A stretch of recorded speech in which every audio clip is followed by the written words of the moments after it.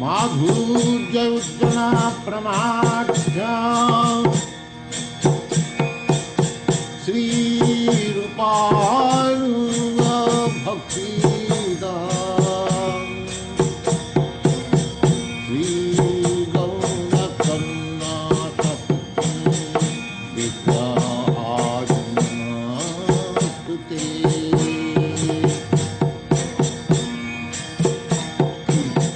नमस्ते गौरवाणी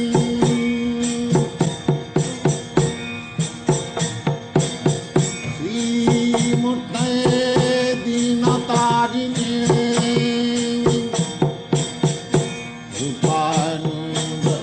रूपानुगविरुद्धाप सिद्धान्त धन्त हारिणे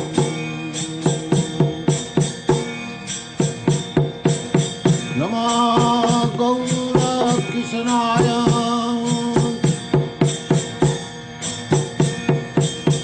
साक्षात् वैराग्यमूर्तये विठ्ठलं नरसाम्बोधे पादाम्भोजाय ते नमः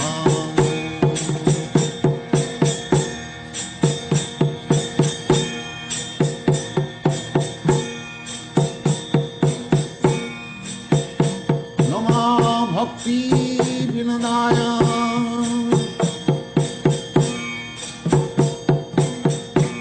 सच्चिदानंद नामिने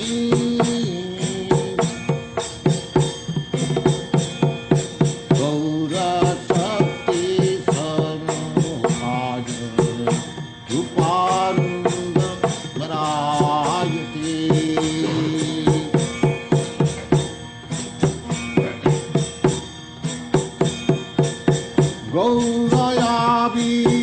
गौरयाविर्भावभूमिस्थं नित्यस्या सज्जना प्रिया वैष्णवा सार्वभौमसी जगन्नाथाय ते नमः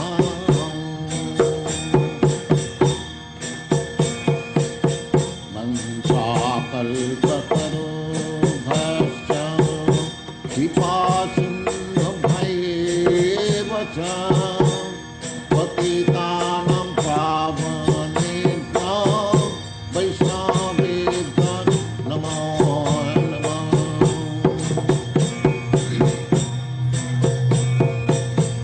नमो महावदानाय कृष्ण प्रेम प्रदायते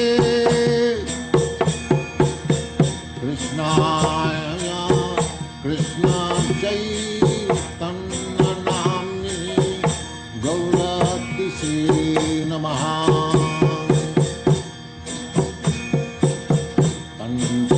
पंचतत्त्वात्मकं कृष्णं भक्तरूपस्वरूपकं भक्त्यावतारं भक्त्याख्यं भक्तशक्तिरूपकम्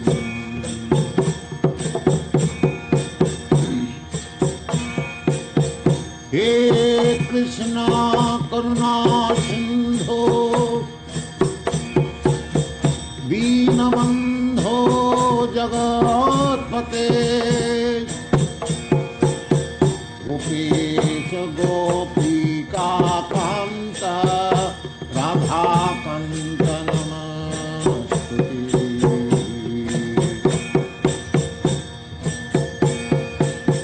जयतां सुरतौ पंगा मम मंदमते गति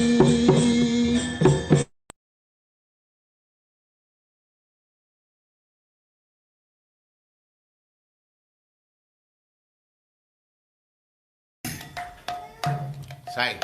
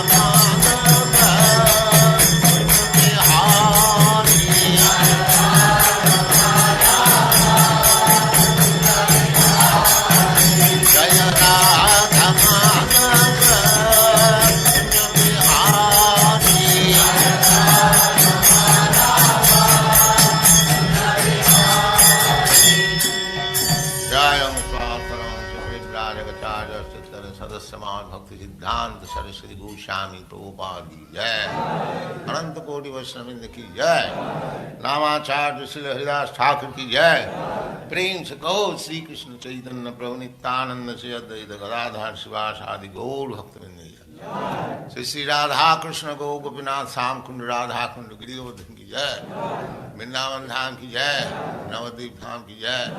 Swami Ito Bhaktivinoda ki jai. Ganga Mai ki jai. Jamuna Mai ki jai. Tulasi Devi ki jai. Bhakti Devi ki jai. Swami Ito Bhaktivinoda ki jai. All glories to the assembled Lord. All glories to the assembled Lord. Thank you very much. Krishna Prabhu, welcome. Hare Krishna. How are you? Swami. Are you happy? We are chanting Hare Krishna, so we should be happy. Nice to see you. Welcome for the It's a class. pleasure to have you. So I'll put the verse on the screen so we can start, please. Thank you very much. Om Namo Bhagavati Vasudevaya. Om Namo Bhagavati Vasudevaya. Om Namo Bhagavati Vasudevaya. Om Namo Bhagavati Vasudevaya.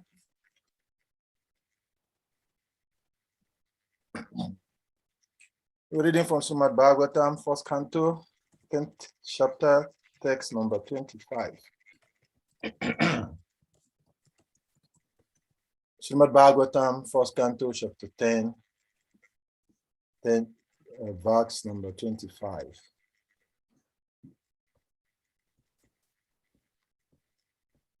So we'll read the Sanskrit text, and then we'll read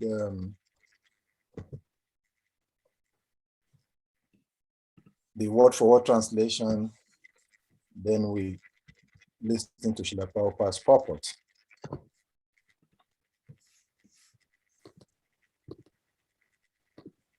So, the text. Yadahi adarmane na tanto diyo naripa jivanti tatraishahi satvata kila.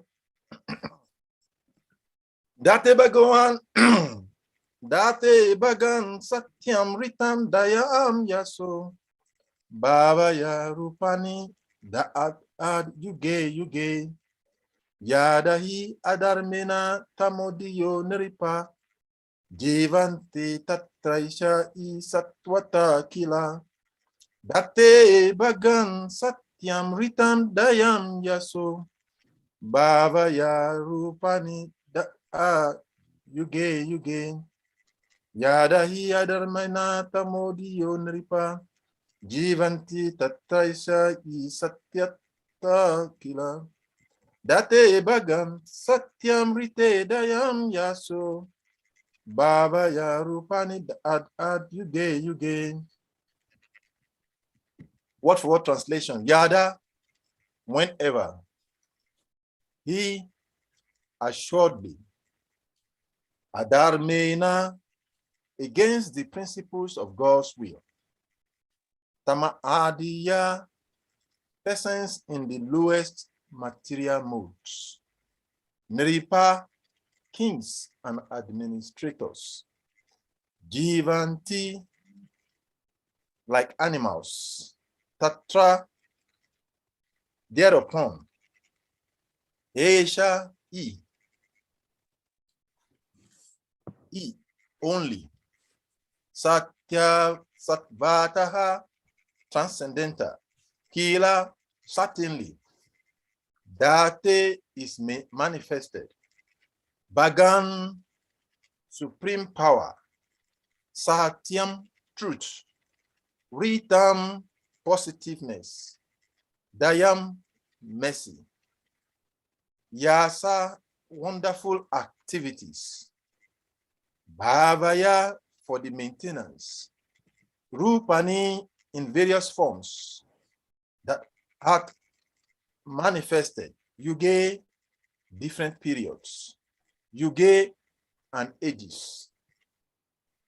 Translation and purport by his evangelist Levi Charinara Vindesi Bhakti Vedanta Swami Jagat Guru Sevya Vyoshila Prabhupada Ki Jai.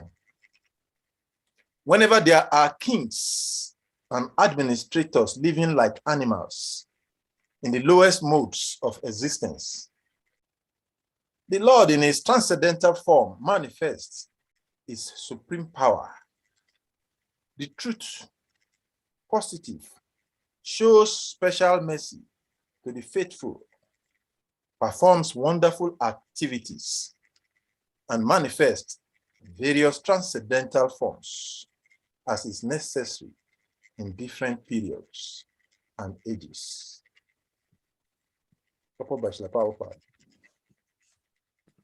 As mentioned above, the cosmic creation is the property of the Supreme Lord. This is the basic philosophy of Isopanishad. Everything is the property of the Supreme Being. No one should encroach upon the property of the Supreme Lord. One should accept only what is kindly awarded by him. Therefore, the earth or any other planet or universe is the absolute property of the Lord. The living beings are certainly his parts and parcels or sons. And thus,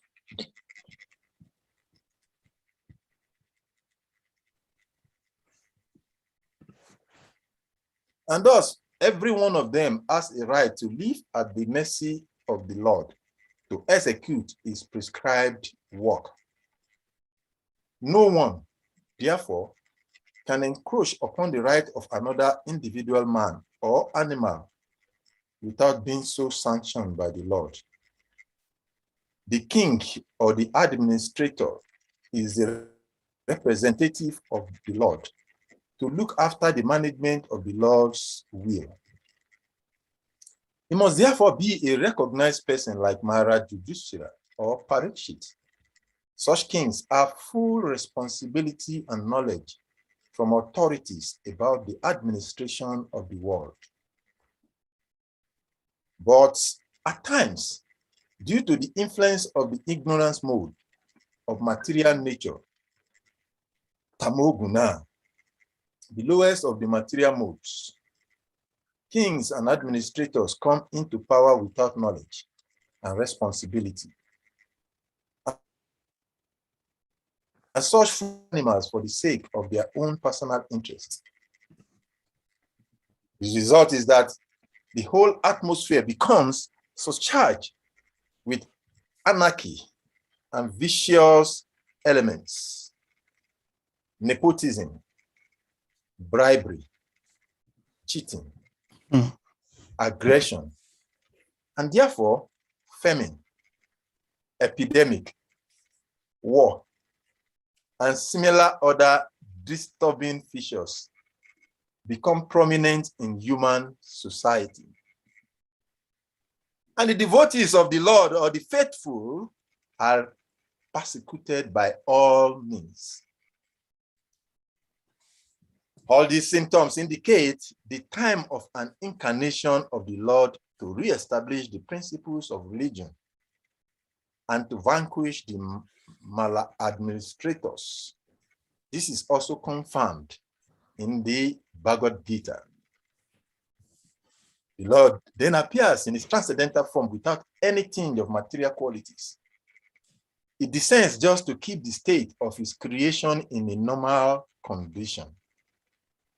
The normal condition is that the Lord has provided each and every planet with all the needs of the native living beings.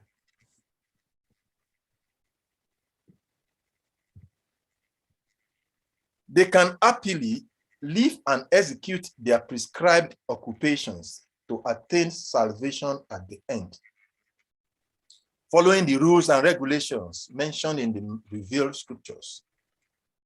The material world is created to satisfy the whims of the Nitya Bada, or everlasting conditioned souls. just as naughty boys are provided with playing cradles. Otherwise, there was no need of the material world.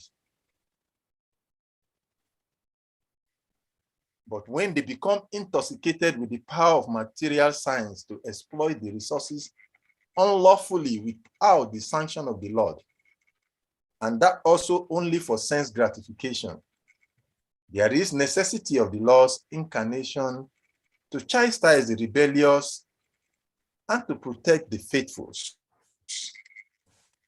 When he descends, he exhibits superhuman acts just to prove his supreme right. And materialists like Ravana, Hiranyakasipu, and Kamsa are sufficiently punished. He acts in a manner which no one can imitate. For example, the Lord, when he appeared as Rama, bridged the Indian Ocean. When he appeared as Krishna from his very childhood, he showed superhuman activities by killing Putana, Agasura, Sakatasura, Kaliya, etc. And then his maternal uncle, Kamsa, when he was at Dwaraka, he married 16,108 queens. And all of them were blessed with a sufficient number of children. The sum total of his personal family members amounted to about 100,000, popularly known as the Yaduvamsas. And again, during his lifetime, he managed to vanquish them all. He is famous as the Govardhan Dari, Hari, because he lifted at the age of only 7 the hill known as Govardhan. The Lord killed many undesirable kings in his time. And as Kshatriya, he fought chivalrously. He is famous as Asamodva, unparalleled. No one is equal to or greater than him. Omagyanam Tmirandasya Gyanam Shalakaya Shaksho Meditam Jena Tasmai Shri Gurave Nama Sri Chaitanya Manovistam Stapitam Jena Bhutale Swayam Rupam Kada Mayam Dadati Swampada Antikam. Hey Krishna Karuna Sindhu Dina Bandhu Jagatpati Gopisha Gopi Kakanta Radhakanta Namaustute Tapta Kanchana Gaurangi Radhe Vindavaneshwari Drishabhanu Shute Devi Pranamami Hari Priye Mukankaroti Vachalam Pangam Lagayate Girim Yatkripat Ambande Sri Guru Dinatarinam Vanchakarpata Rubhyascha Kripa Sandubhyas Ivascha Patitanam Pavashnebhyo Vaishnavebhyo Namo Namah. Jai Sri Krishna Chaitanya Prabhu Nityananda Shri Advaita Gadadara Srinivasadi Gaura Bhaktavinda. Hare Krishna Krishna Krishna Hare Hare Hare Rama Rama Rama Hare Hare. Hare Krishna Krishna Krishna Hare Hare Hare Rama Rama Rama Hare Hare. Hare Krishna Krishna Krishna Hare Hare Hare Rama Rama Rama Hare Hare.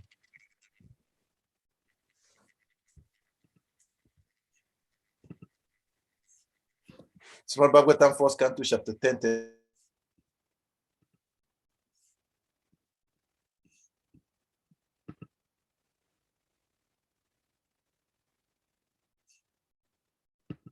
Verse number 25. Yada I Jivanti Tatraisa I Satvata Kila Date Bhagawan Bhagam Satyam Ritam Dayam Yaso Bhavaya Rupani that Ad Yuge.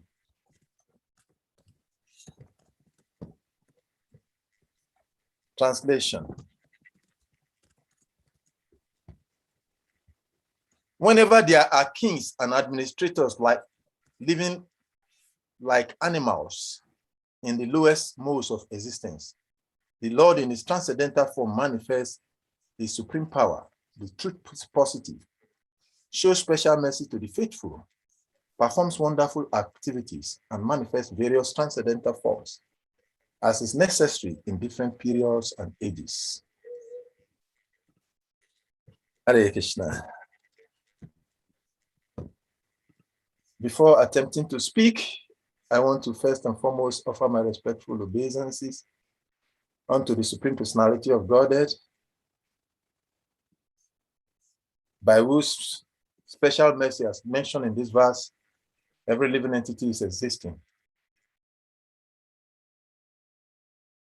Unto Srila Vyasadeva, the author of the Vedic scripture,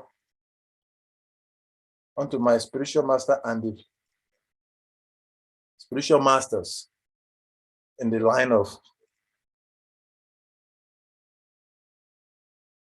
Vedic teachings. I offer my respectful obeisances unto the present acharyas and all my superiors who are present in this forum and those who are watching on different channels this discourse. I pray and beg at their lotus feet that I may be able to be a veritable tool in repeating the transcendental message that is spoken by the Supreme Personality of Godhead and his devotees. By the mercy, I pray that I will be able to execute this service in the line of the Vaishnava Sampradaya. So I welcome all of us to this most auspicious moment of the day, where we have the opportunity to directly associate with the Lord. Hearing, speaking Srimad Bhagavatam is the most auspicious activities in the life of every living entity. This verse is very loaded, and I'm very convinced within my heart that within the space of time that we have for this class, we will not be able to exhaustively discuss all of the points that are mentioned in the verse. And Srila Prabhupada has, in his usual manner, loaded. Actually, the Srimad Bhagavatam, first canto, second and third canto, Srila Prabhupada compressed the whole of the Vedic thoughts into those three cantos of the Srimad Bhagavatam, for a reason well known to most of us who are listening on this forum. Because Srila Prabhupada, as we know, started this mission at a very old age. And when Srila Prabhupada was writing, he was exhibiting the mood of an ordinary living entity, exhibiting his past tense.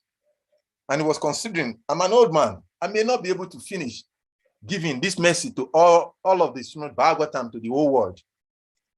So let me compress the whole essence within the little scope of time and space that I have. So therefore, we'll see that the first to third canto of Srimad Bhagavatam, which was actually the beginning of establishing Krishna consciousness, which is what Prabhupada brought to the West when he was coming from India. Prabhupada loaded them so much that for just one line of Prabhupada's statement, one can take so many years to explain them. Srila Prabhupada started this purport or explanation to this verse by referring to the previous verses in this first canto, chapter 10. And he mentioned that, as mentioned above, the cosmic creation is the property of the Supreme Personality of God, the Supreme Lord. What was mentioned above, when we go back to the beginning of this 10th chapter of the first canto of Srimad Bhagavatam in text number 8, there is a statement made very emphatically. Afterwards, when the Lord asked permission to depart and the king gave it, the Lord offered his respects to Maharaj Yudhishthira by bowing down at his feet. And the king embraced him. After this, the Lord, being embraced by others and receiving their obeisances, got into his chariot. And in the next verse, verse 9 to 10, the precinct or the stepping stone to this verse we are reading was laid. Where it's good to mention that at that time, Subhadra, Drupadi, Kunti, Uttara, Gandhari, Dhritarashtra, Yushu, Kripacharya, Nakula, Sa'adev, Bhishma, Bhimasena, Daumya, and Satyavati all nearly fainted because it was impossible for them to bear the separation from Lord Krishna. But when we look critically at the verse that we are reading today, someone was speaking, or some people were speaking, and their spirit was narrating. But who are those who are speaking? Because before one understands a speech of someone, or how before one adheres seriousness or unseriousness to a statement made, one first has to look at the personality that is speaking. When we look at the text number 21 of this chapter 10 of Srimad Bhagavatam, First Canto chapter 10,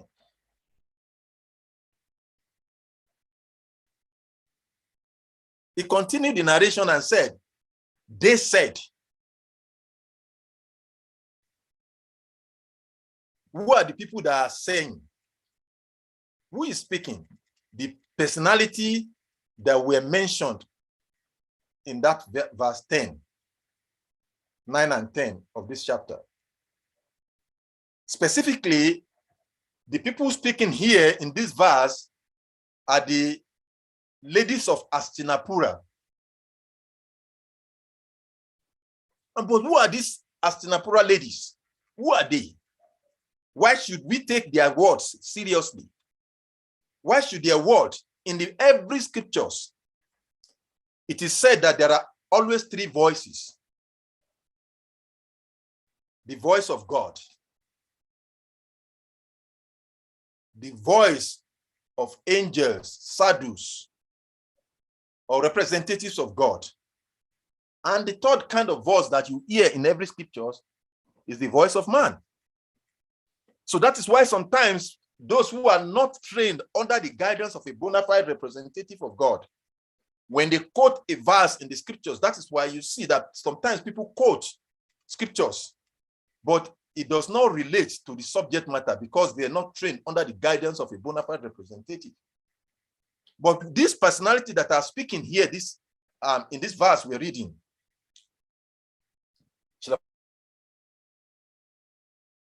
mentioned.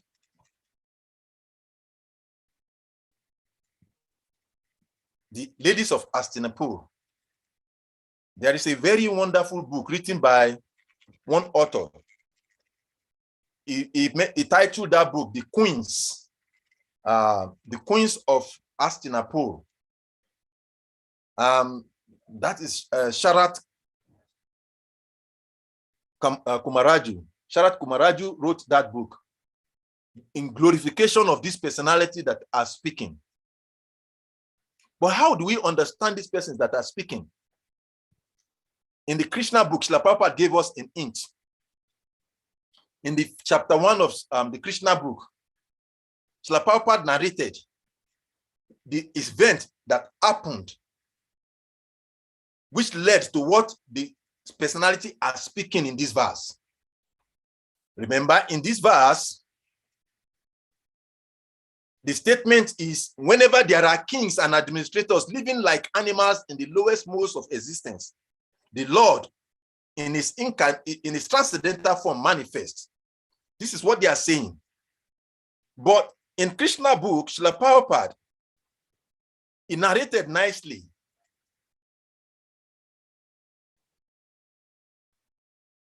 the advent of the Lord, and he gave us a clue into the personalities that are speaking.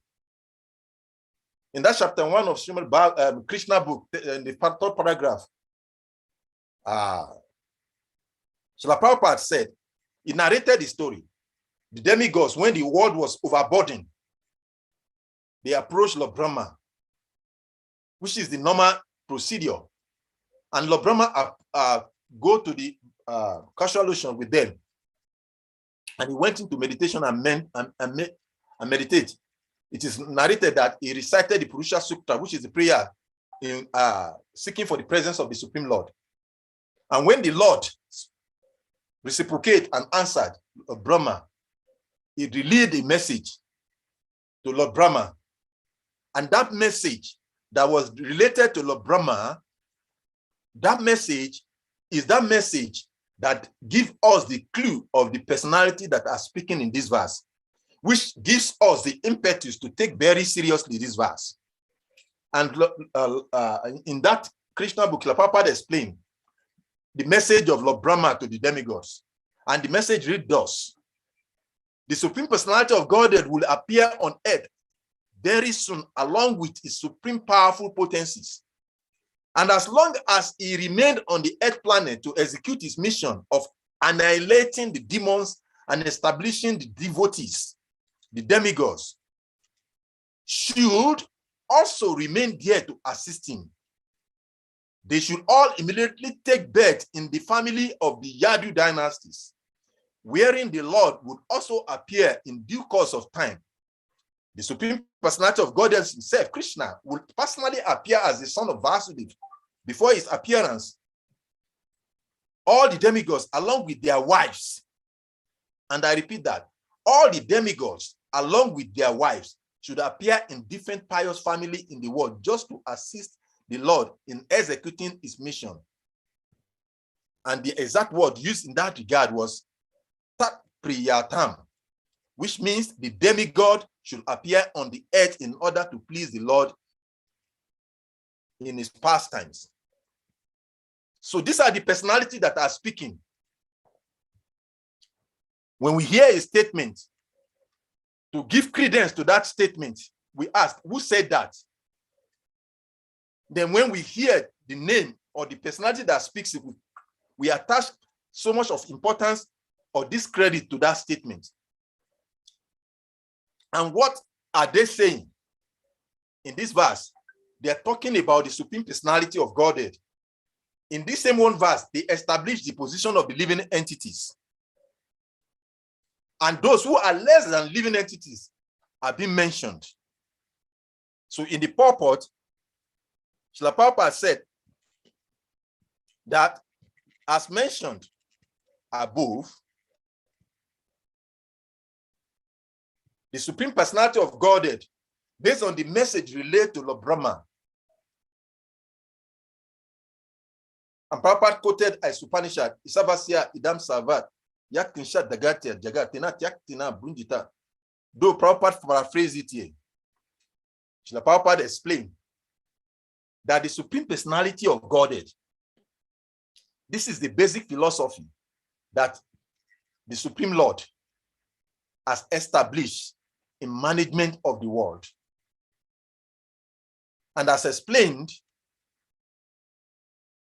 the living entities, as described in this purport, who are certainly the part and parcel of the Supreme Personality of Godhead or his Son, are supposed to live based on the conduct of the Supreme Personality of Godhead.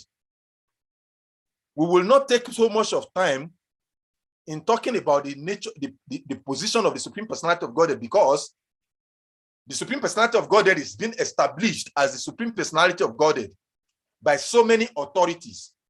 And if we want to establish the position of the Supreme Personality of Godhead himself, we will not, this class alone will not be enough to explain his glories. So we will not go too much into that.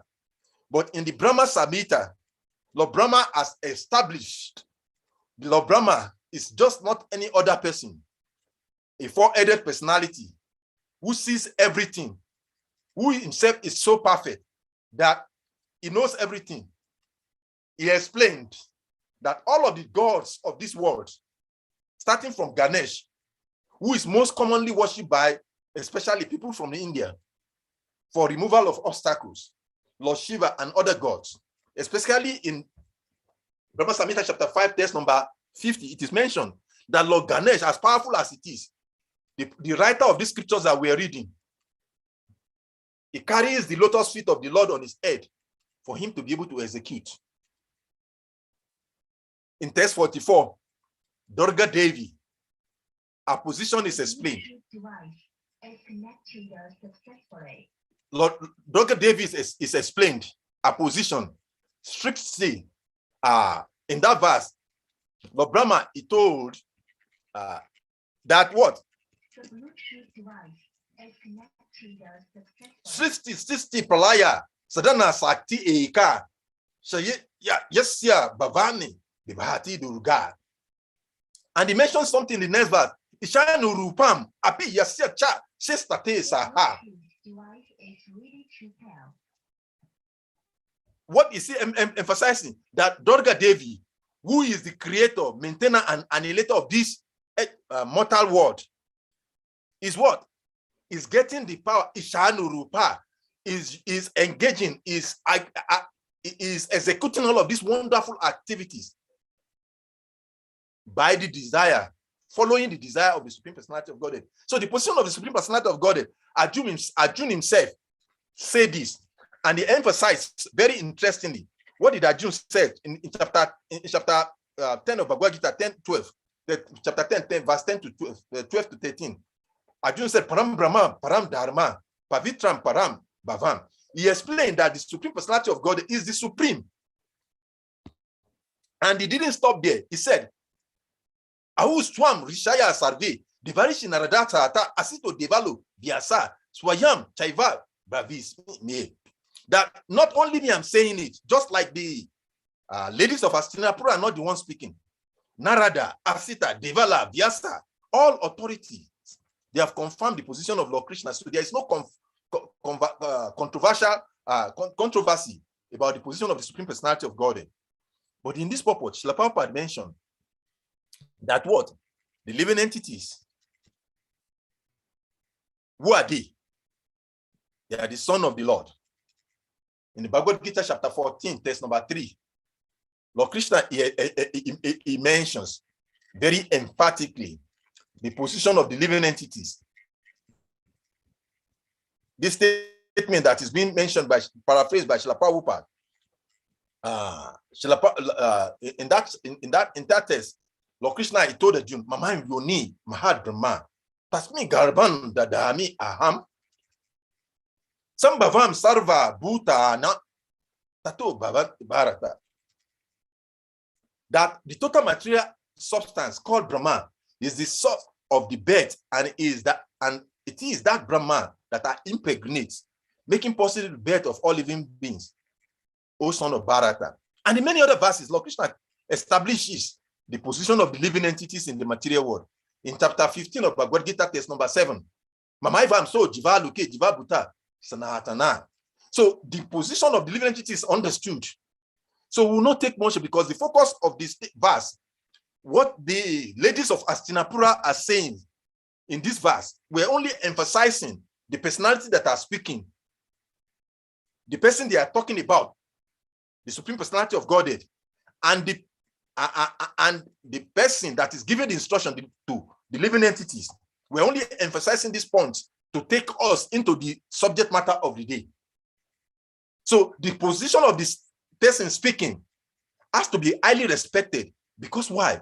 When you look at text number 21 and 24 of this same chapter, the ladies of Astina, why they are, is been nicely explained. And the Supreme Personality of God, the position is established. And that Supreme Personality of God, who is the original Aham Sarvasya Pravava Mata Sarva Pravatate, his position is undoubtedly established. He's saying the living entities are mine. And therefore, because they are his own, he has the right, the capacity, the authority to decide, to dictate what should be their activities. And now that Supreme Personality of God is saying, as paraphrased by Srila Prabhupada in the Upanishad, that the duties of every living entity is what? As the son of the Lord, is to what? Every one of them has a right to live at the mercy of the Lord, to execute the prescribed work. No one therefore can encroach upon the right of another individual man or animal without so sanction of the Lord. So no one has the right to act or to do any engagement. Why? Because the Lord is the supreme owner, controller of everything. So he has the power to dictate. And what is his dictation? His dictation is that the living entities must act in accordance with the principles of Upanishad, taking only that which is meant for them and not taking more than them. And that is what takes us to the statement of the ladies of Hastinapura here, that when these instructions of the Lord is not being followed, by who?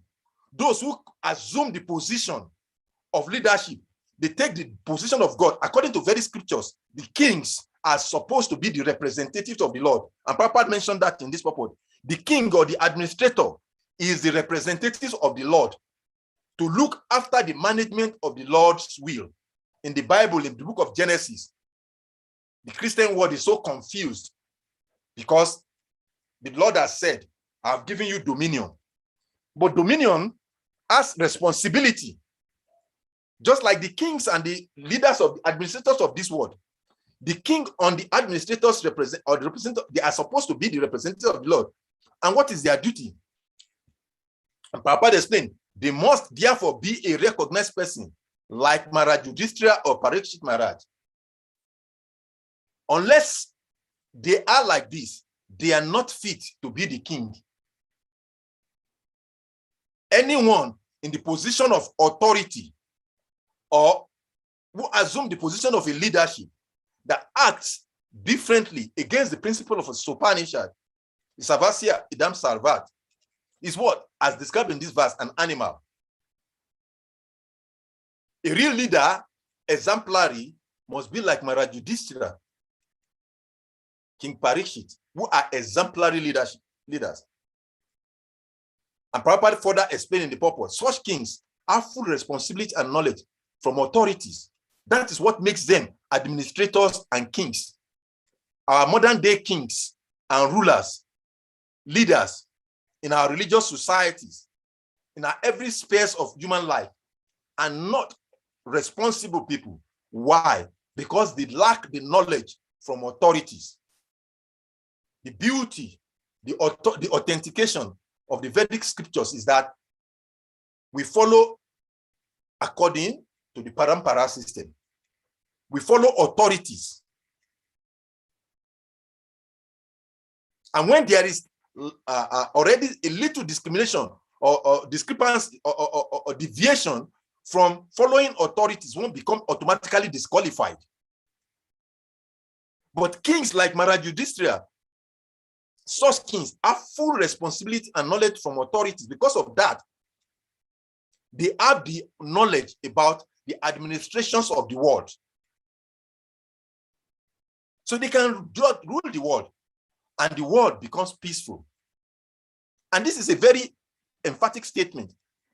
And we can see, even in our movie,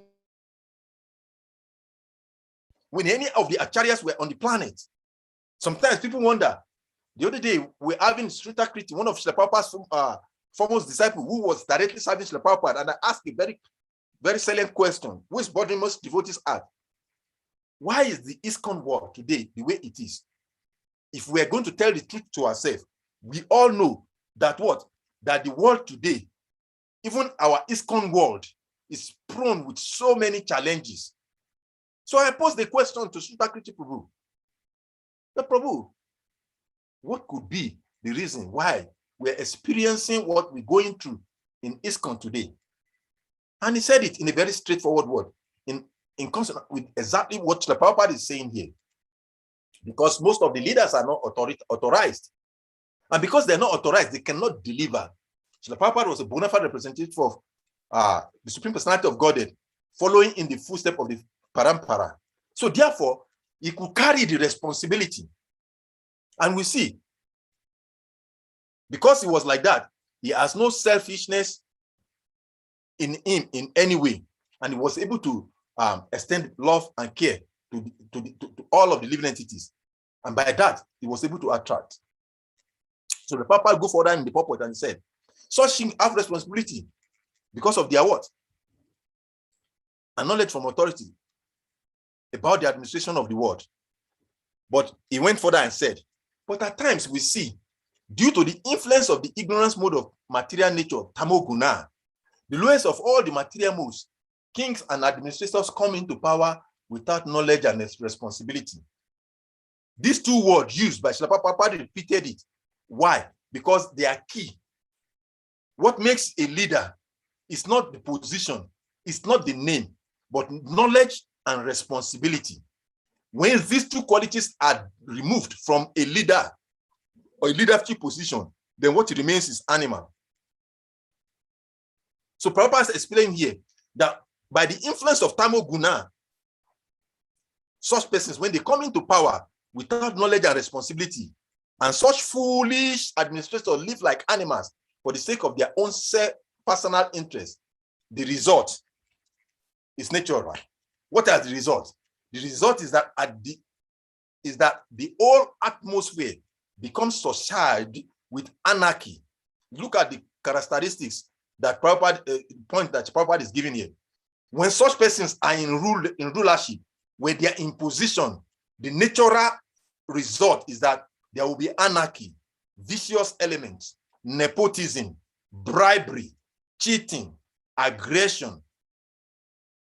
And therefore, there will be famine, there will be epidemic, pandemic, war, and similar other disturbing features becomes prominent in human society. And the devotees of the Lord or the faithful are persecuted by all means. And when we look at this, then we look at our world today, then we can understand what is going on. It is not something far-fetched. Whether it is a material environment, whether it is our devotional environment, whether it is any environment within the scope of the material world. Later in the purport, Srila Prabhupada will emphasize why this material world is explained, why this material world is created. The moment this kind of personality assumes position, the natural result is that all these negative qualities will start manifesting. And what happens? All this Papa said, all these symptoms indicate the time of an incarnation of the Lord, because once that happens, this is the succor for the devotees. What is that succor? That moment this happens, as mentioned in the text by the ladies of Astinapura, when we see the high rise of this kind of negativities, which is what is prevalent in everywhere in the world today. It's not synonymous to only Nigeria or Africa or Europe or America, everywhere, all over the world. This is exactly what is going on. So for a devotee, there is no ambiguity about what is going on. We know. But what is most disturbing is that even after having this knowledge in our society, what gives most of pain to the heart is that I wonder, what is the role of ISKCON and ISKCON devotees in this situation? Because that is the main question. The question is not to read. Most times, devotees, sometimes we are very quick to quote these verses. We are very quick to relate to this statement of the scriptures. But the question we should ask ourselves is that the solution is that, which is the next thing Prabhupada said in the purport. The moment this comes, then the Lord have to come.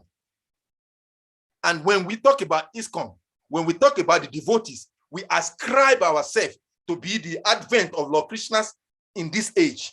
We said ISKCON is the manifestation of Krishna in this age of Kali to take away all of the negative qualities of Kali Yuga. The devotees are the solution to the problems of the world. But how much of these problems are existing in our system?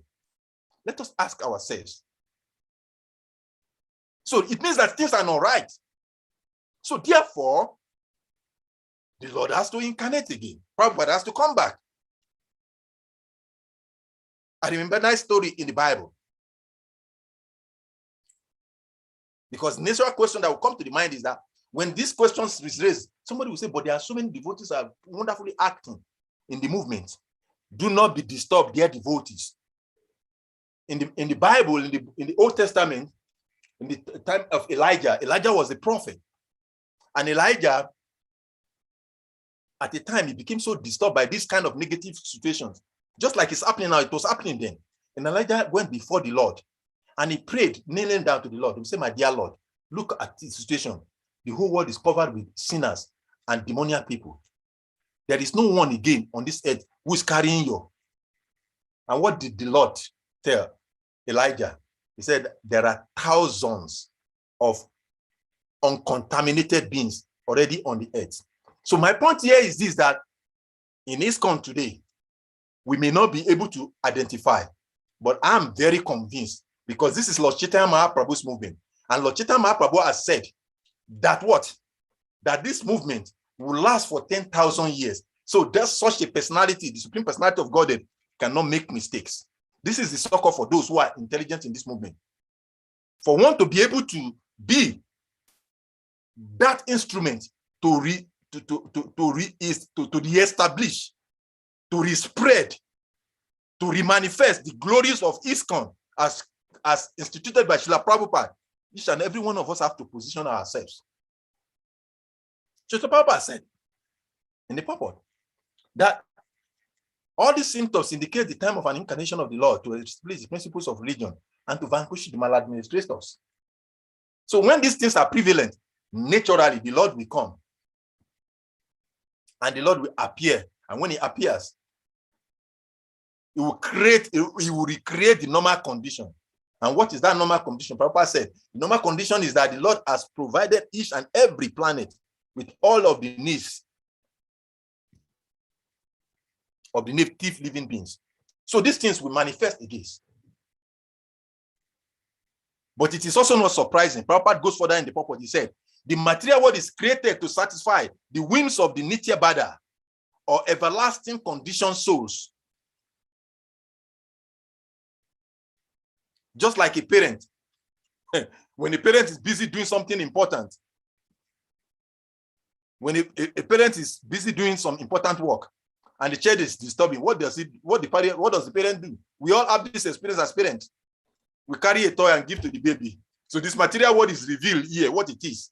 So some of us who are trying to become happy, to become blissful in this material world, it's a toy. Although the toy in the beginning, it looks very attractive and joyful to the child. But what it is, ultimately, it ends up in pain. And because of the misunderstanding of what the toy is actually mean, that it was supposed to be a distraction for those who are miscreants, disturbing living entities. So we get so carried away by this toy. Just like a child gets carried away by the toy. There was a scenario that happened in my area sometimes back. A father, he bought, when his child attained the age of 5 years, he said, I promised myself, I've always loved that experience. When my child becomes 5 years old, I'm going to buy him a motorcycle. A motorcycle, an electric motorcycle. And he bought for the child. And the child became so happy. And he was driving. But that same very day was the day he lost the baby. Because the baby was so ecstatically riding the motorbike to the extent that he overspeeded and ran into the wall. And he jumped out of the wall and hit his head on the wall. And that was the end of the wall. So that is what we are doing in the material world. And Prabhupada explained, just as naughty boys are provided with playing cradles, otherwise there was no need of the material world. The material world is not a necessary requirement for the living entities. The living entities has no business in this material world. The living entities are what? Like the Supreme Personality of God are described by Lord Brahma, Ishwara Parama and Krishna Sachitananda Brigraha, Anadia Di Govinda, Sarva Karanam, Satchit Ananda. They are eternal, they are blissful, they are full of knowledge. That is the nature of them. Because they are part and parcel of God. They have this nature. So there is no need for this material world. This material world is a distraction given by God, the Father, to the Son, the living entities who are disobedient, who are disturbing children, to get them busy. So the realization of any bona fide devotee is to understand that this material world is not a place for us. So therefore, we should do very nicely these Krishna conscious activities. listening to these nice, wonderful narrations. Prabhupada is going to come to that later in the purport, so that we can do what? We can get away out of this madness that we are absorbed in the mood of living in the material world. It is so amazing that even in ISKCON, even in devotional service, you see that people so much get absorbed. You know, in the Bible, there was an interesting verse. Who said that statement? He said, when I was a child, I behaved like the child. And when I become matured, I no longer behave like one. I remember in the early days of ISKCON, when I nearly joined the movement, there is no time I will not agitate. And someone asked me recently, just even this week, he said, Prabhu Salika, you don't talk so much any longer. Why is it that you should talk? You know, we always rely on you. What has happened to you? I said, because I'm no longer a child. I've grown up. And I know what is the priority. The solution to everything, to every problem, is to what? To get yourself absorbed in Krishna consciousness. When you get yourself absorbed in Krishna consciousness, three things will happen, manifest. What are the three things that will manifest when you get yourself absorbed in full Krishna consciousness? The first and foremost thing is that you, as an individual, will get purified. And when purification manifests, what will it become? You will be able to engage in Krishna consciousness. You will start a testing. There are 9 process stages in Bhakti. And when you start engaging in Krishna consciousness, based having been purified by the process of Krishna consciousness, you start tasting Krishna consciousness. And what will happen? You will become like the Astinapura ladies. You'll be seeing Krishna. Krishna will be talking to you. You know, when we started the movement, His Holiness Bhaktivedanta Damodara Swami, he is very fond of using that word. He said, you know, Krishna consciousness, we should practice to the extent that we will be able to talk to Krishna and check him by hand like this. In those days, when I was, what is this devotee talking about? But it's the reality. As you advance in Krishna consciousness, this is the joy, this is the bliss you experience. It's not a magic. I remember about 25 years ago, I was talking to one lady, I was preaching to one lady, and he was asking me, he said, why are you so convinced about these things? You used to be a Muslim and then a Christian, and you were such a, I actually know you when you were a Christian, but then that was what brought me here, because then they told me, that's why I came to ask you a question. He said, but why are you so convinced about this thing? What is that secret that makes you so convincing? What makes this process so convincing to you? Because I can't understand. I know you. I mean, you are such a very elevated person in the church. So I can't imagine when they told me, I said, I must go and see him. So what is this that thing? What is that thing that is motivating? What is giving you? That was even then. I have not even come to this stage of Krishna consciousness. And I told her, I said, if you want to know what I'm experiencing, come and stay in this temple for just 8 days and follow all of the rudiments of Krishna consciousness and come back and ask me this question. So the taste of Krishna consciousness is in the practice of Krishna consciousness. The material world is going according to plan. In the invocation of the Upanishad, Prabhupada gave a very wonderful invocation. Om punam ada punam punam punam udasyate punam punam adaya punam ibaba asisyate. The material world is completely perfect for its purpose. So don't get distracted. Why are you being distracted? People go down. Super. They will always be here because this is where they belong. They are distracted. So why are you becoming part of them? Get involved in Krishna consciousness and you'll be out of this disturbance. I gave a workshop on mental health some few months back to an NGO. And when I came there and I was asking them, and I when I started that workshop, I started with a phrase. I said, let us disassociate ourselves from what, let us equip ourselves with the knowledge of what mental health is not before we can treat mental health. When I was coming, they were expecting me to start talking about mental health. I said, no, let us talk about what mental health is not first. In the same way, here, I'm saying that let us understand what is Krishna consciousness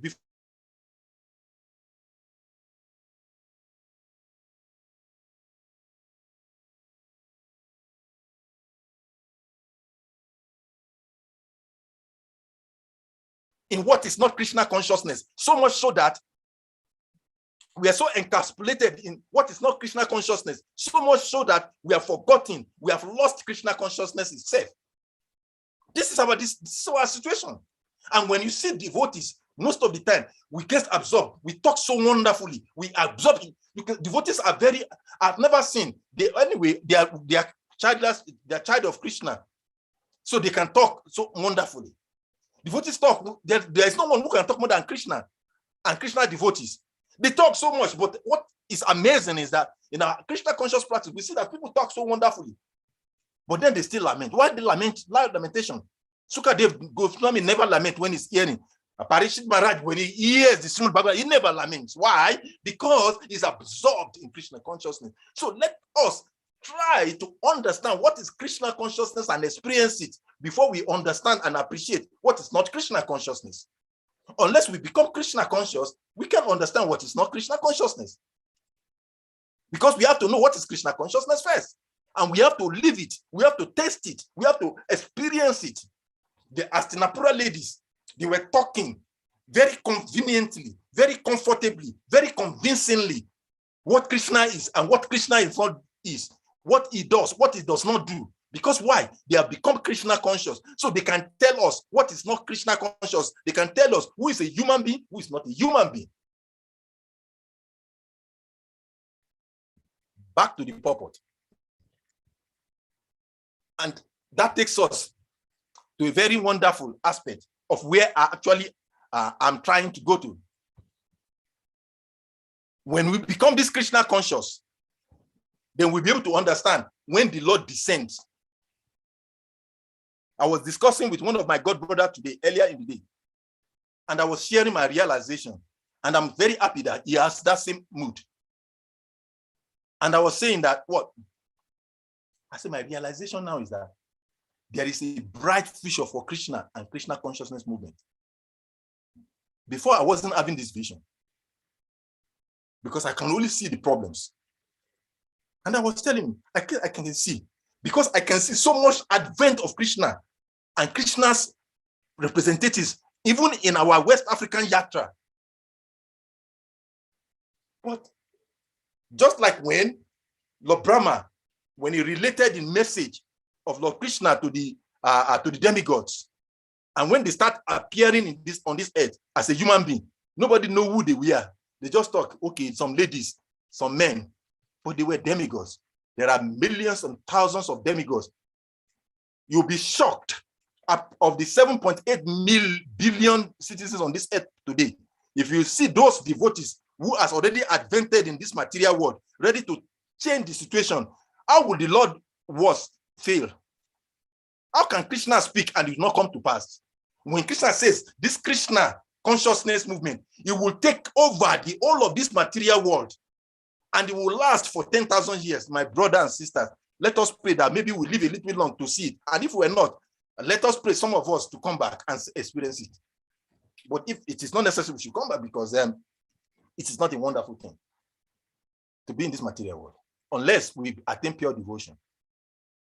So it is, Prabhupada is saying in the purport, now when the Lord descends, he exhibits human acts just to prove his supreme rights. Oh my God, I just get a glimpse of the time. I don't know what to do now. I'm so absorbed, and I've not even explained half of this purport. I don't know what we have to do. It's already 1 hour. How does time run fast like this? Okay, let us summarize the remaining part of the class. Prabhupada was explaining when the Lord descends, what happens? What happens is that he exhibits superhuman acts just to prove his supreme right, and he makes everything right. And when he comes, he will kill all of the demoniac people on the earth. He will kill the demons, and he will give pleasure to the devotees, as he has said in Bhagavad Gita. Parityana ya sadhuna, vinasya dushkitam, dabasan stapana hataya, sambhavami, juge. He will take away the miscreants like Agasura, Tripurasura, Trinivata of this modern age.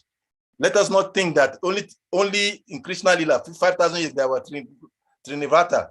There are susupal in our own era also. We don't see them because we are not qualified like people to be able to identify. The incoming generation will come to see those Trinabatas among us, those susupal among us. We are not able to see because we are actually not developed. And that is why I said, let us become Krishna conscious first. If we develop, His Holiness Kavichana Maraswamy, he posted something very beautiful today on the platform. And he was explaining what one of our great acharyas have said about what is going to happen to ISKCON. And I can perfectly relate to that. When I read that today, I said, oh, Prabhupada, how merciful are you? When the Lord comes, he will take away those people among us. When Lord Chaitanya Mahaprabhu left the planet, when he established Krishna consciousness through the chanting of the holy name of the Lord, for 500 years, everything will become somehow funny. Devotees within that era have to suffer like anything. So some of us may be lamenting now because things are not the way they're supposed to be. But I can assure you, whatever the Lord says will never go unfulfilled. And I will stop there because time has gone so far. And I don't want to take too much of a time beyond the time that has been given by the host. The verse, like I said from the beginning, is such a beautiful one. And then there's no end to how we can enjoy. Actually, I've not even gone to half of what I prepared for this class, but then I think I have to stop here so allow for interactions, question and answer, so that I don't just become the parrot and just keep blabbering. Thank you very much for listening. The verse again is, what is verse says again?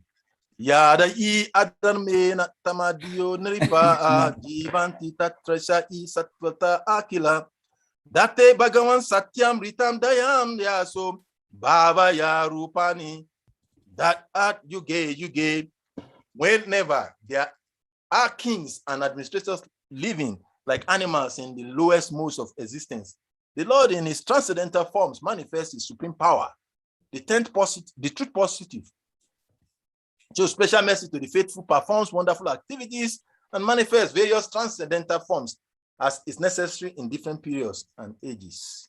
Hare Krishna. Thank you, Prabhu, for your nice class. I have a question for you. You're welcome, Prabhuji. Can I ask you? Please, go ahead, I'm your servant. From the purports, okay. Prabhupada mentioned when Krishna was in Dwarka, that he had 16,108 queens, and all of them were blessed with sufficient number of children. The word here is sufficient. Yeah. Number of children, not one, not two, sufficient. That is means sufficient number of children. And 16,108 wives. So my question is, this is God, this is devotional service. Why is it that we who are spiritual, we say want to follow the footsteps of Krishna? Why are we only having one wives? Why are we not following Krishna's footsteps? Even when we have one wife, why are we not having sufficient children? We only have one or two. So what are we trying? Are we really Krishna conscious, or are we trying to fabricate our own way of life? Because according to the Bible, even Prabhupada mentioned a Christian is one who is Christ-like. You are like Christ. So if a Christian is Christ-like, to be Krishna conscious, why are we not following the footsteps of Krishna? Thank you. Sudha Bhakti is laughing at me. Thank you very much for this beautiful because question. It's in the paper. I didn't write it. Prabhupada himself, he wrote it. Prabhupada wrote it very beautifully. Yes. Thank you very much for the beautiful questions. And it's an interesting question. Many people also ask this question who are even not in our movement. And I have to add something also. Okay. The Krishna's queens, they allow other queens to come into the life of Krishna. But can a devotee Mataji allow you to have more queens as a devotee? Why would it not allow it? Because this your verse when you were reading, you were just talking philosophy. I was just laughing because you never know the questions in this Can only be paper today will understood. take 3 hours. Krishna and Krishna's activities can only be understood by Krishna's devotees. When a teacher is teaching, for the student to understand, the student has to understand the mind of the teacher. We are part and parcel of Krishna. We are Krishna-like because we are coming from Krishna and we are devotees of Krishna. But the reality is that the pastimes of Krishna is to show us that we are not Krishna. Because Krishna is the original Supreme Personality of Godhead, who is unlimited. He has the ability to do unlimited things. But we are limited. So we should do only our limited capacity things. The exhibition of Krishna's pastime is to teach us our original position that Krishna is unlimited and we are limited. If we do not understand that and want to act like Krishna, then we lost it. You know, when it comes to the subject matter about God, you know, people have different kinds of opinions. You know, you go to some circles, somebody will tell you God doesn't exist. And before you know it, hundreds and thousands of people will follow that person who are atheists. They say, yes, he's right. And another person will come, when it comes to subject matter of God, he said, God exists. Why not? Looking at all of what is going on, look at everything in this world. God must exist. Everyone is God. Another person may come and say, no. How can he say that? There is only one God. And that God is me. I'm the one. But yet, another person can come and say, everything is God. So based on our perception from our limited position, we understand and relate to God and godly knowledge based on our position. Krishna is unlimited. We are limited. So if we think that we have to do things like Krishna in Krishna's capacity, then we miss the point. Our original position is to understand, and this is the whole essence of Krishna consciousness knowledge of teachings, that we should come to that realization that we are fragmental part and parcel of Krishna, and by dint of being a part, we cannot exhibit the quality of the whole. So therefore, if we understand our position as part and not the whole, it becomes easy for us to ask questions. What is the duty? How does the part live? What is the responsibility? What are the ways the living entity? And when we look at the Vedic scriptures, there is so many instructions on how the living entity, and Prabhupada explained also in this purport, in the beginning of the purport, before that place you were quoting, that one Prabhupada quoting, paraphrasing, that the living entities must know what is set aside for him as his own quota in his creation, and take only that, not taking anything otherwise. The moment we want to take anything otherwise than what Krishna has prescribed, then we run into trouble and suffer. So Krishna married 108,000 wives. We can also try to marry 16,108 wives, but then we will not be able to fulfill their desire, because we are minute, we are little, we are not Krishna, we are only Krishna's part. So one must understand that. And when you talk about the second part of your question, that is because we are part of Krishna, the same answer applies. Can we just accumulate? For the kings, living entities who have two qualities, as explained in the purport, knowledge and responsibility, who are given the role of administrators and kings, They can marry 2, they can marry 3 wives. They are given the opportunity to be able to marry as many as possible wives. Why? Because they have 2 qualities. They have knowledge, they have responsibility. So because of these 2 qualities, they will be able to satisfy to the human capacity those queens they are accumulating. But unless one is in that category of that king or an administrator, he is not required to marry 2 or 3 wives, because it is not having that potency given unto him. Is going against the Savasya policy, principle of Krishna consciousness. Okay, so how do we relate it to Bhagavad Gita chapter 3, text 23? Chapter 3, 3:23, where Krishna said, "For if I ever fail to engage in carefully performing prescribed duties, O Partha, certainly all men would follow my path."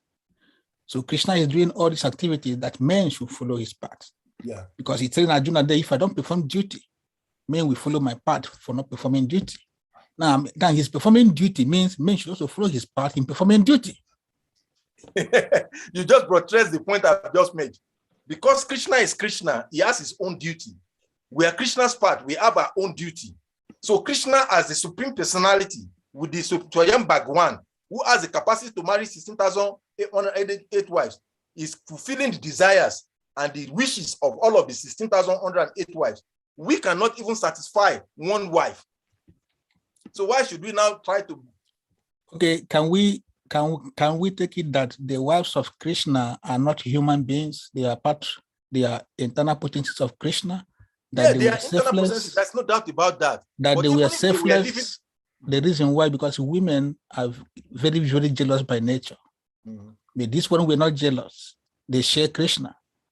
So can it be said that because they were internal potency of Krishna, unlike this mundane material people we have around, they can't share you with any other woman? Can it be seen like that? Because everybody in Kali Yuga is rascal. According to the Shastra, they are all rascals. They do not know who they are and what they are supposed to be.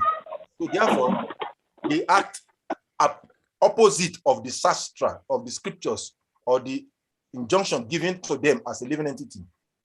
That is the whole essence of this verse we're reading. The living entities are fragmental part and parcel of God. And as a part of God, they have their duties, they have their roles, what is permissible, what is not permissible, as given by God in the Upanishad as quoted by Srila Prabhupada. So if they follow anything outside of that, then they are deviating. So the women that we refer to, a Krishna conscious person, whether being in a woman or man's body, in the material world, understand that the yinos me yata de, I'm not this material body. I'm a spirit soul, but I've been given a body of a woman, and as a woman, these are the responsibility, these are the duties prescribed for me according to Manu Smriti or Manu Samhita, the law for mankind. So that is what makes a Krishna conscious person different from non-Krishna conscious person. A Krishna conscious person knows his duty because he follows, again, responsibility and knowledge. These 2 things, Prabhupada emphasizes several times in the purport for emphasis. If there is no knowledge, ignorance will supersede. And when ignorance is permeating, one will act opposite against his own nature. And then there will be suffering. So those women who are envious are, of course, both men and women in Kali Yuga, all of them are all rascals. So therefore, no one is actually acting in the right perspective. So I will take it that the Matajis, the devotees got married to, they're not Krishna conscious, because if they are Krishna conscious, they will allow their Prabhus to marry a Krishna conscious Mataji. Want to ask to become a Krishna conscious man. You are not getting Krishna conscious women because you are not become Krishna conscious man. Because Krishna is not partial and it's not imperfect. It gives accordingly to our requirements. Ye yata man prapadyante tam statai babajamyaham mama vatmanu vavtante manusha pata sarvasa. As they surrender unto me, I reward them accordingly. Whatever we offer is what we get back. So we are getting the kind of women we are getting because we are who we are. And we all know who we are, so I don't have to explain that one. We Who know are who we, we are. please? Who are we? Who are we? You know better than me who you are, and I know Don't know. myself.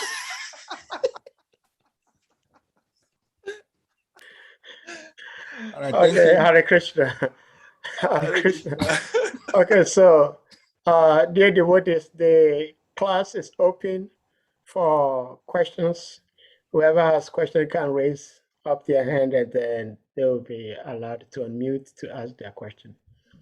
Salika Prabhu, listen, thank you so much for the class. When I was a little boy, and my father would take me to church, when the priest would preach, sometimes I would think that the priest was talking to me. And the priest didn't know me, the priest didn't live with me, but I was thinking that my father probably has told the priest some things about me because of the things he was saying at church. And then when I grew up a little bit in high school, when I would go to school church meetings, the way the leader would preach, I was thinking he was talking about me. So today's class, the purport is so powerfully loaded, and your lecture in itself was also very powerful. Now, how do we know that you were not talking about a particular person? You're just talking in general terms based on the purport. Because, like I said, there were some times when the Reverend Minister preached, I thought he was talking to me because the very things he was talking about were the very things I was doing. So I felt that somebody probably has reported me to this man. this can't be just out of the blues. And secondly, in Srila Prabhupada's purport, Srila Prabhupada used some heavy, strong words.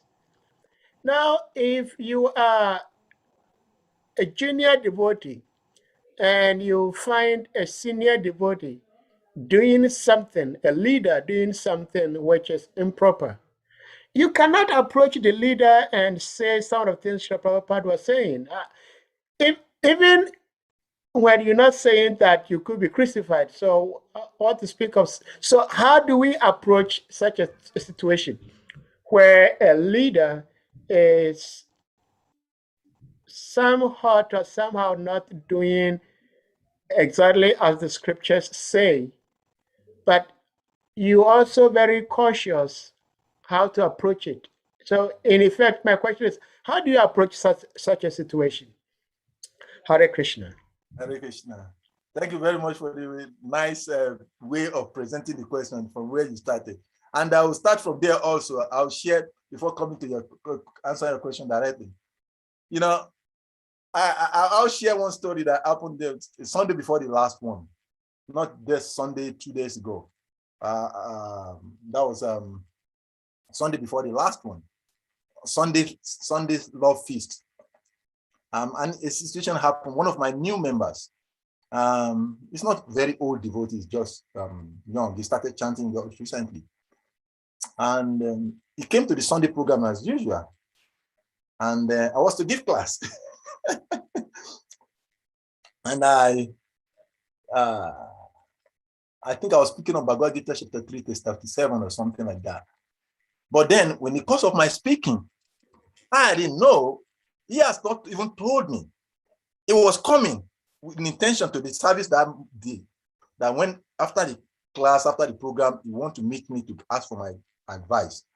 But he already made all the plans for what he wanted to do. So he said, well, he was doubting, he was fighting his mind whether to tell me and ask for guidance or not to ask me, because maybe I may say he shouldn't do it. But because in his mind, he has resolved, I'm going to do that. So he was coming with that in mind, and he came to the class. And when I started speaking, Let me share what he was saying, what he wanted to do. Nobody knows him here, and his name is not revealed. Because he's having some financial trouble, there was some politicians within the neighboring state who some of his friends have discovered that he stole some of the money he stole from government. He has kept it in one place in his house. And through some connections of maybe servant or something, they knew where the money was. So, and they know that most of the time it's in Abuja, it comes on a particular day. So he planned with those team of people that they were going to be going there. Once he leaves for Abuja, they will go there and then take a chunk of the money. They will share it among themselves, and they will come and they will come back. They will come back when another week comes. Once he leaves, they will come and they will do it like successfully for some period of time like that, and they all will find their ways. So they are this arrangement all planned. They've set up the machineries and everything. So when I was started calling, then I started talking about. I said one of the foolishness of the living entities in this conditional life is that if thinks he knows more than God, and when Krishna has already settled his destiny to have success, financial success next week, by this day, he will go and engage in illicit way of getting financial wealth, and he will run into trouble. And by the time he runs into trouble, he will now start realizing, because he's running ahead of Krishna out of thinking that he's intelligent. So when I started narrating, and I spoke very heavily on that based on the purport of Srila Prabhupada, I was hammering on it. So he was looking around, looking with, so it became shrinked when I was speaking. So, so when I finished, he said he couldn't tell me in the class. He just kept silent. So when we finished the class and everything was so good, he said, "Sir, I want to tell you something." He said, "You said you were, I know you used to be a pastor before. Do you still see vision?" I said, "Well, it's not like the vision is not there, but why do you ask?" He said, "Because it's like you are talking to me only me, because this is what I have we have planned this, and we were supposed to start tomorrow. So my mother was thinking whether I will ask or whether I will not ask you before I will go and do it. But I was already determined I was going to go and be part of those people to go and carry that money." And then when you started talking, it's like you knew what we planned. And then you even went ahead and mentioned it directly, that Krishna want to bless somebody with some wealth. So this is actually how Krishna reciprocates with the living entities. He says in the Bhagavad Gita, Tesham saktakta yuktanam, bhajatam priti purvakam, dadami buddhi yogamtam, jenamamu payantite. To them who are constantly desiring to love me with devotion, Krishna says, I give the intelligence. So Krishna, he reciprocates with our art content more than what we speak in our mouths, because he is the super soul within the art. And he explains that in the next verse. So Krishna is always reciprocating. Just like lecture I gave yesterday, I think on Sunday, Krishna is always there. He's always reciprocating. He's always answering our questions. It's just that because we are not purified enough to be able to see, then we don't actually see that it's Krishna that is coming to us, because Krishna has not revealed himself to us, because we don't have the qualification to see Krishna. So in any circumstances, Krishna is always talking to each and every one of us. It's just that we are not purified. Relating to the narration of the story you tell. Now, talking about some senior person who is acting abnormally or against the principles of Krishna consciousness, and we can see that this person is acting. The very scriptures is very elaborate and is robust, that in such a way that he has given us everything. One is that somebody is acting in that capacity, a senior person. The scripture says that our shadows have explained that if we feel we want to speak directly, we should put a straw in our mouth and approach such a person and explain if we see that is approachable person. But if we feel that this person, even if we go crawling on our chest and humbly beg and explain this point, he will not understand. Then the next thing is that we should look Is there any of his close friends who is very dear to who we know that he will not be able to say no to? We can share with such a person this our experience, our observation, and request that person humbly to please share with the person. That is the second option given by Srila Rupa Goswami. And if we feel that also we cannot find such a person that we know that is very dear to him, that can talk to him, that can make him to actually reason, then there is third option is that such a person in our act of art, if we sincerely, genuinely are not envious ourselves, we are just after his well-being. If we sincerely pray, understanding his difficulties, Krishna will reciprocate and make something happen. And before our eyes, we will start seeing that something starts happening in that person's life. So these three ways are the ways the acharyas have given that we can approach such a matter. First is that if we think we can talk, we in a humble manner, putting straw in our mouth, we should approach him. If we cannot, we approach somebody who is close to him. And if we cannot even find such a person, sincerely from our heart, because we're genuinely concerned, not envious, then we should pray. If we pray in that genuine consciousness, Krishna will reciprocate immediately. And either he will make somebody to talk to the person, or someone or the other, Krishna will intervene in such a person's life.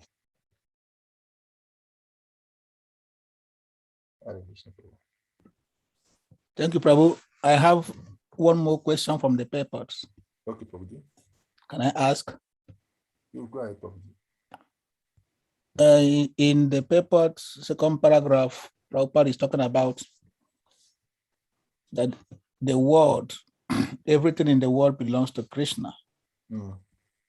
That one should not encroach on the Lord's property. So my question is, in this particular question, one should not encroach upon the property of the Supreme Lord, not we, not our own first, on the Supreme Lord. Generally. No, everything that belongs to Krishna, don't encroach, don't take it. Yes. So when we are seeing some devotees taking properties of Krishna, other than in table, cars, houses, land, and some devotees are having compassion on these devotees, knowing that they are encroaching on the property of the Lord. This is not my property or not your property, on the Lord's property. So how do we understand this verse? It is here on the Sri Upanishad. Yeah. If you look at that verse carefully, it answers the whole of the question. First thing is that a devotee will not take that which is not belonging to him. So somebody would take, because there is a thin gap in between sense gratification and Krishna consciousness. If we take something and use it for Krishna, it is Krishna consciousness. If we take something and use it for our satisfaction, it becomes sense gratification. So when you say devotee, a devotee for no reason will not use anything for his own sense gratification. That is what distinguishes him from an animalistic person that is described in the verse and a devotee. A devotee is God conscious, and because it's God conscious, he does everything for God's satisfaction. So that person who takes Krishna's property and uses for his selfish sense gratification is compared to Kamsa and the rest of the persons described in the purport, as Prabhupada explained. So a devotee will never do that. Now, when we say devotees, most of the time, we always classify devotee based on the fact that he ties dhotis, he put tilak, he's bearing Krishna Das, Satyaraj Das. But that does not make one a devotee. We should understand. A devotee is by his character, by his quality. A devotee is known. Generally, there are said to be three classes of devotees. The Sahaja Bhaktas. They are very, very much present within the environment of devotional service. They love Krishna, but they love material sense gratification. So they are in between. So you see them, a materialistic person, he loves material sense gratification, but he doesn't love God. But a devotee loves God, so therefore he renders service to the Lord. So therefore, when we say devotees, sometimes we generalized this word devotee. It is not necessarily a devotee because he wears a dhoti. Like Guru Dev gave a lecture some years back, in the early 2000s or late 90s. Some situation happened within the system, and that devotee misbehaved. And Shila Guru Dev, he told Mother, what is her name? Mother Madhurya Lila, with her huge body. He said, catch that devotee. And he said, take him to the bathroom, shave his head, remove his sikha, throw him outside. And one will wonder, this is a one who is initiated. In fact, that person was just initiated with the Brahmanical initiation. And Guru Dev says we should give him such a treatment because of his behaviors. So a devotee necessarily does not mean because he wears dhoti, he ties, put on tilak, he wears sikha, puts neck bead, is carrying beads on his hand. A devotee is known by how much he is engaged in service to Krishna. So a devotee will not usurp that which belongs to Krishna.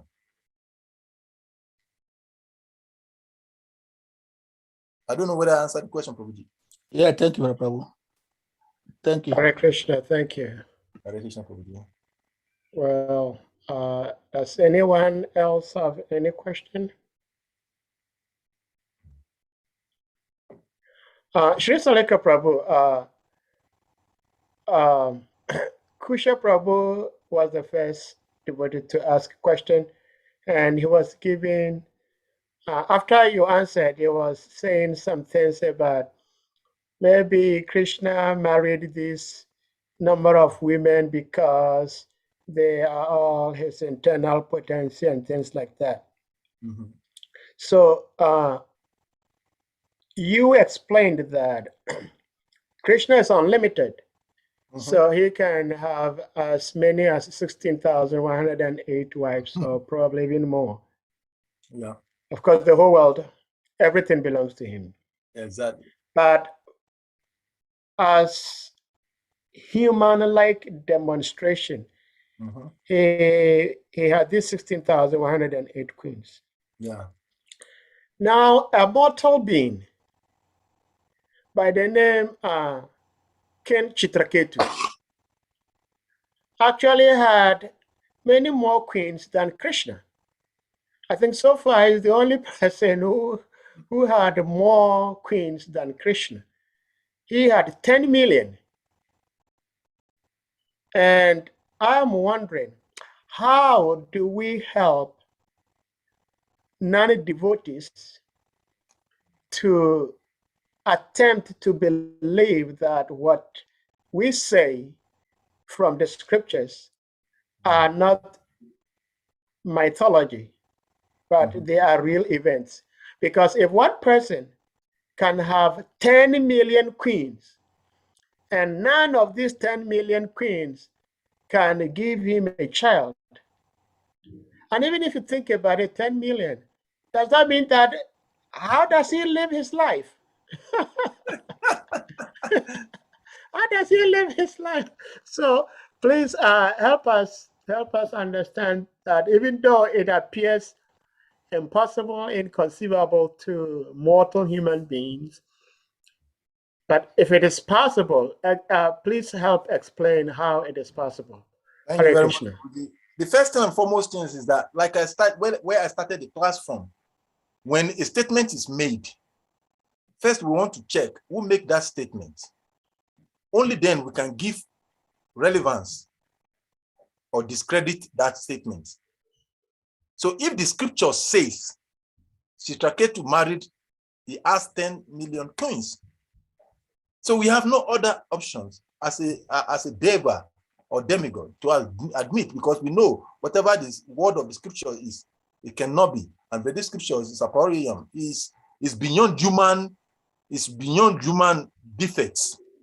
So if the scripture says this, then it must be true. Now, the question is what I can say, I'm sorry to interrupt. What I say to that is, sometimes some of the things we read from the scriptures are not real events. They may be parables, they may be allegories. That's where I'm coming now. Oh, okay. That's where I'm coming. Okay. So when the scriptures say that, we have to accept, but then how do we accept it? Because we understand that we are living beings who has basic 4 defects: imperfect senses, illusion, prone to mistakes, cheating tendencies. So therefore, if we admit and understand our real existing position as a living entity who is limited with all these defects, then we have to take assistance from somebody who is not defect, who has no such a defect. And how do we do that? I was explaining to someone this morning, when it comes to the subject matter about God and godly activities, our human intelligence and logic becomes inefficient in understanding it. In other words, it is explained by our chariots that subject matter about God and God's activities and the godly subject matter is beyond logic. In other words, it's translogical. Logic is that which can stand this test of scrutiny of human intelligence. That is logic. That which by our human intelligence we can deduce that this is making sensible meaning to us. Illogical is something that when we put it before logic, it does not stand its scrutiny. And I'll give you an example. If you have a stomach ache, you are from the medical, you are expert, a medical expert. If somebody is having a stomach ache and he comes to a doctor and the doctor tells this patient, oh, you're having a stomach ache. To cure this stomach ache, we'll have to cut your 2 legs so that you can cure your stomach ache. That doesn't make sense to anybody. How does my 2 legs come to the stomach? If you say so, we have to open your stomach and then check something inside, then you may be making some sense. That is human intelligence. So illogical things are that which does not make sense or cannot stand the test of scrutiny based on human intelligence. Logic are those which can stand the test of scrutiny, that will say, oh, based on common sense, this actually makes a sense. But when it comes to God and the subject matter about God, it is said that it is translogical. Translogical means that which logic cannot stand before. And why can it not stand before logic? Because our human intelligence has these 4 basic defects that cannot understand. It is transcendental, and transcendental subject matter cannot be understood. And I always refer to this recent research that was what we call it. Researchers brought out recently in India. They were doing some excavations, and until recent times, just some Krishna has 16,000. It's a mythology to many. But on recent time, just some few years back, some researchers were doing something else based on the instructions of the Indian government. And when they dipped to a certain extent, and they saw the remains of the 16,108 palaces of Krishna, which was described in the Krishna book. And they were saying, oh, before now we thought, and they went further to check, and they saw all the relics or the relics they dug out from that place directly depicts what was written. So how do we understand those things which are beyond our human intellect? Is to submit ourselves. When a child wants to understand or know his father, he can go from here to the next continent and keep asking questions. He will never get the correct answer. But the easiest and sensible way to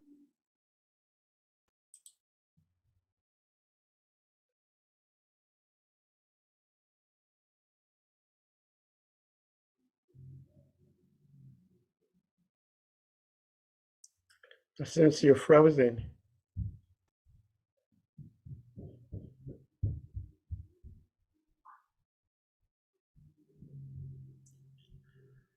Salika Prabhu, we cannot hear your audio.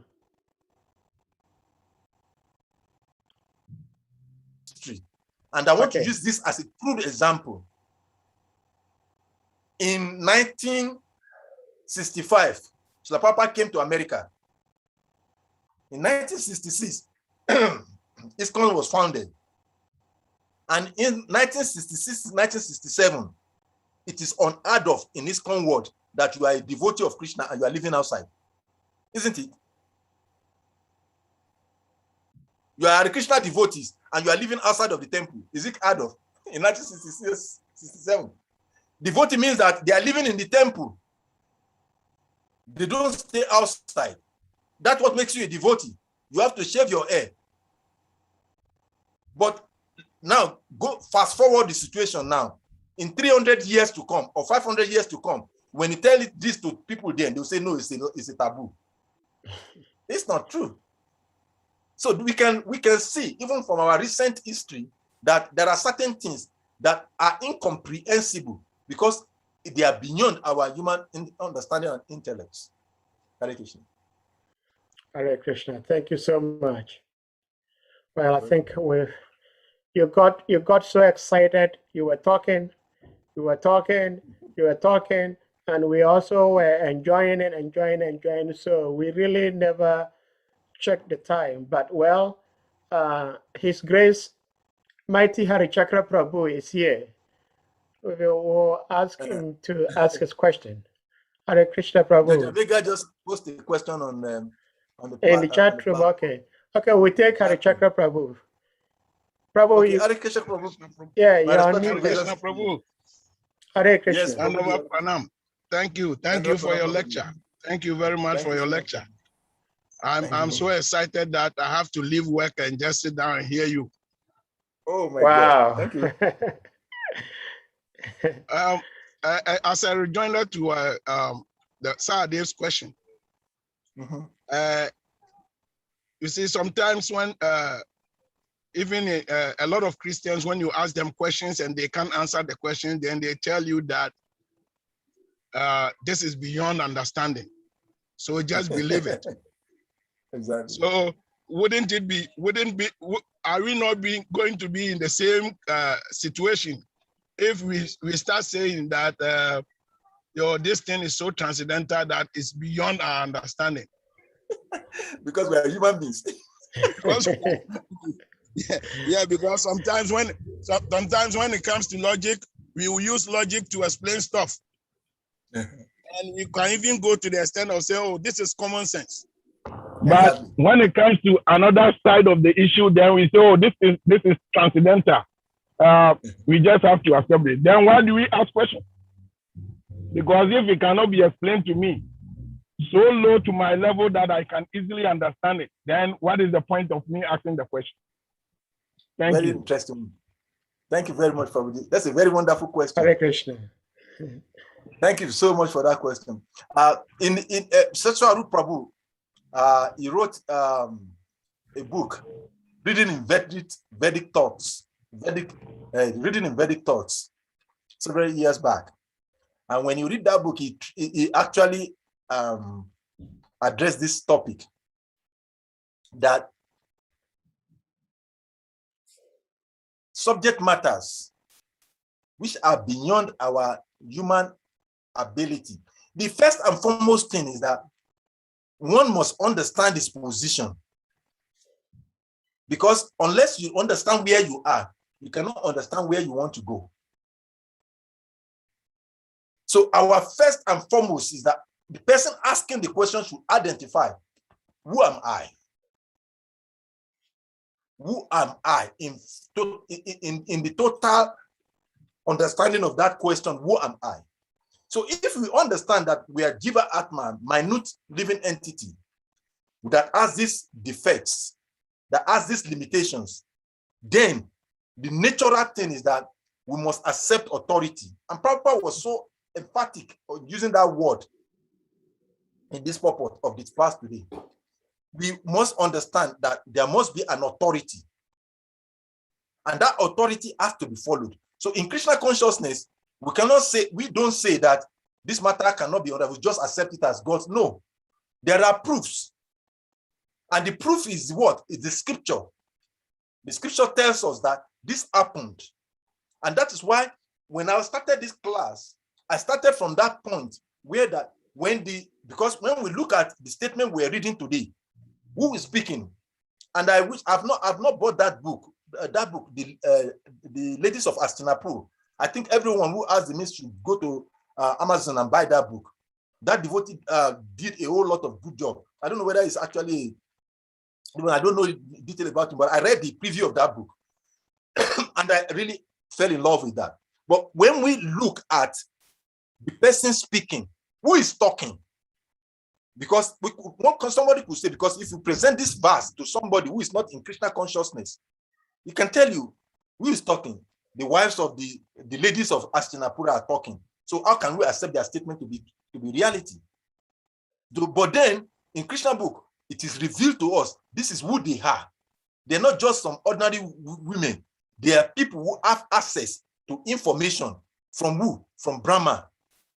And who is Brahma? Brahma is what? He who is a perfect being with a forehead, who can see everything. Nothing is outside of the vision of the Brahma.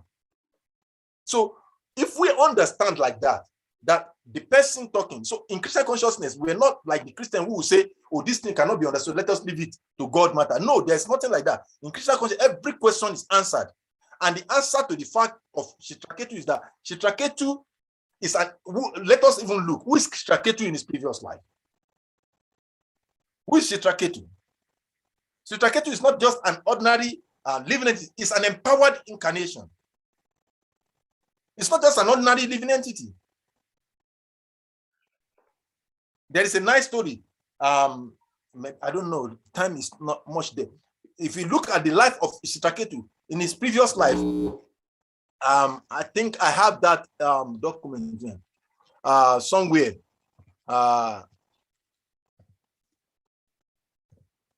I'm trying to see if I can get that thing immediately.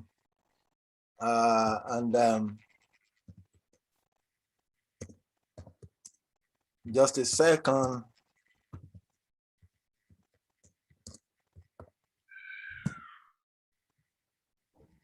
Chitraketu, who was he in his previous life?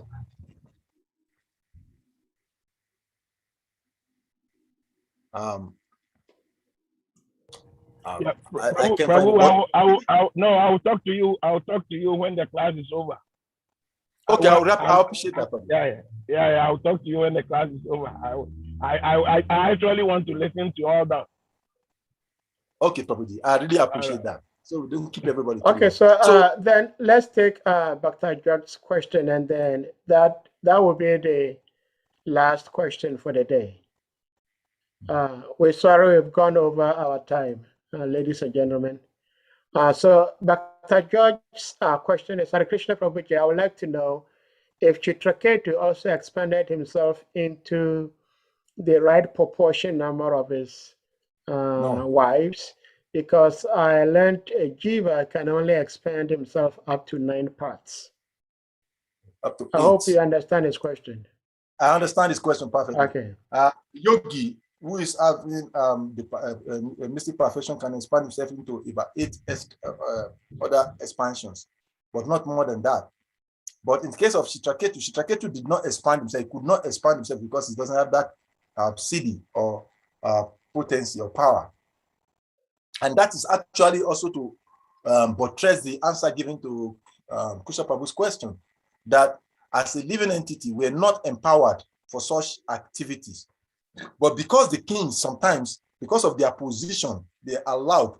And Citraketu, what we should understand by some of these characters in the scriptures, and that was why, because the technicalities of this kind of information, that was why I explained in the beginning also that in the scriptures there are three kinds of persons talking or narration of about three kinds of person. God representatives in the form of demigod, angels, sadhus, and ordinary living entity. Chitraketu activities was a pastime to teach the subject matter of reincarnation. Ramuni, Lord Krishna wanted to teach that lessons, and then uses Ramuni to explain that pastimes to for the purpose of giving a deeper understanding of knowledge. So the activities of ordinary living entities are called karma, while the activities of those God and the expansions are that's why they are called pastimes, because they are enacted for the purpose of teaching. So Chitraketu did not manifest himself into 10 million personalities, bodies. Neither did he even build that number of palaces. He never built. There's no history anywhere that he said that he built such a number of palaces. No. All right, thank you very much, Prabhuji. We are all extremely, extremely grateful for our big senior brother, Ganga Prashad Prabhu, for sacrificing and still staying on the class till this time. It's midnight his time, and he's still here. So at this point, we will ask all devotees to unmute their mics, and then we chant big Hare Krishna to express our appreciation to His Grace Salika Prabhu. Jai. Hare Krishna, Hare Krishna Krishna, Krishna, Hare Hare Hare, Hare Rama, Hare Rama, Rama Hare. Jai. Hare Krishna, All Hare glory to His Krishna, Grace Sri Krishna Salika Prabhu Krishna, ki. Jai. Alika Prabhu Rama, ki. Hare Rama, Jai. Rama Rama, Thank Hare you very much for the opportunity. Hare. Hare Krishna. Thank you, Prabhu. We appreciate your time. Hare Krishna. Thank you very much, Hare Krishna Prabhu. Krishna Prabhu wants to marry